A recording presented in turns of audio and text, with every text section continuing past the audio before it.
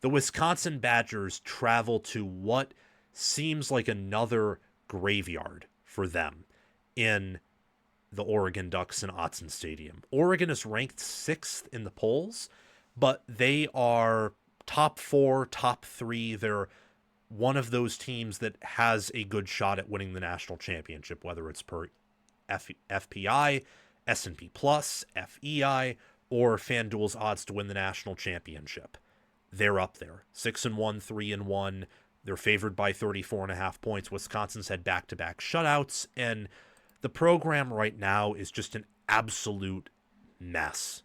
Before I continue, liking the video, watching the video all the way through, and commenting your thoughts down below are the best ways to support the channel, as they help push me into the algorithm, help me to receive a larger paycheck that I can use to reinvest in producing elite analysis for you all. Subscribing to the channel, hitting the notification bell, sharing the video around, and supporting us in other ways that you can find out via the description are other awesome ways to support our operation at College Football with Sam. We are becoming the best. We want to be the best. Thank you all for making that possible.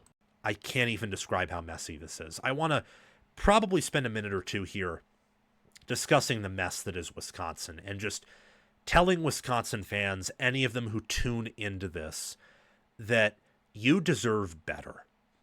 Barry Alvarez coming on and basically being like the past two, including the current one, presidents of the United States, and being extremely old and out of touch, probably like every president in the 21st century, and lecturing on about things that don't matter, and it's just a smokescreen. Alvarez, along with McIntosh, wanted this thing to work. They've drilled in their skulls that this will work, and probably a big part of the reason why is I think everyone can recognize that Fickell's still a good coach. It just hasn't worked out, and there isn't juice there. Now, maybe they do what Michigan did with Harbaugh in 2020 when it was pretty bad there. They keep him, they make some changes, they inject money in the program, and maybe with an easier schedule next year, Wisconsin can do something with Fickell. I think Fickell's a good enough coach to where there's at least a 1% chance of that happening instead of a 0% chance. But it's time. It's time. And even if they were to make that move and it were to succeed and Fickell comes back and rebounds next year somehow, it would still have been appropriate to fire him this year. Wisconsin's lost 5 straight games. They have no offensive line. They finally have a defensive line for the first time under Fickell. Their linebackers are playing extremely well. Coincidentally, the secondary drops off as those things get fixed. Their receivers are good, but they do not have the QB play to utilize them. They don't have tight ends. They don't have running backs. And their game plan offensively just isn't good because they've changed the identity there every year Fickell's been there. So 3 times now. You deserve better. You do, if you're Wisconsin. Do not let McIntosh and Alvarez lecturing you and saying that, you know, sitting back or sitting forward with their cigar and their pocket watch hanging out. Oh, you know, if you've never played, if you've never coached, you don't know. You know, I see so many former players or play callers on Twitter that have no objectivity and have no integrity because they use their noggin, they use their brain to fulfill their biases. They use what they know about the game to rationalize, to not be rational. We can be rational actors here and say that Wisconsin deserves better than this and that it is time to move on. And if we're proven wrong on that and it somehow works, then it's not our fault for calling that, really, because it's this bad. It will just be good on them for sticking through all the pressure and good on Fickell for sticking through that pressure and doing something with it. But Wisconsin deserves better than this. It's an absolute disaster up there in Madison, and they're a proud program. They should expect better. I'm not saying they should expect going 12-0 like they did in 2017 because their schedule was weaker and football was different back then. I think Wisconsin's one of those programs that actually got hurt by the transfer portal. So usually it's the top schools that get hurt, you know, Alabama, Georgia, Ohio State. Like those traditional Big Three no longer have the same monopoly on talent. Some years, like Ohio State this year and last year, they will field teams that look like they aren't affected by the portal, but other years you will see their floors are collectively lower, like Alabama's along with Ohio State this year. Outside of that Florida State game, they don't really look like they're affected all that much from the new era, but believe me, they are. They will be.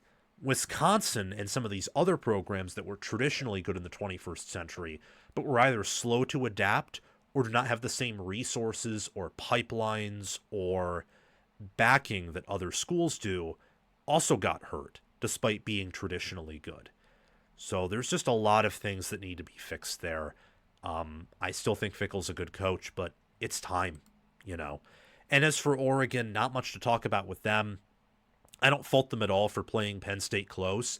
It's the same thing, really, in my mind. A little bit different circumstances, but similar with Ohio State and Texas.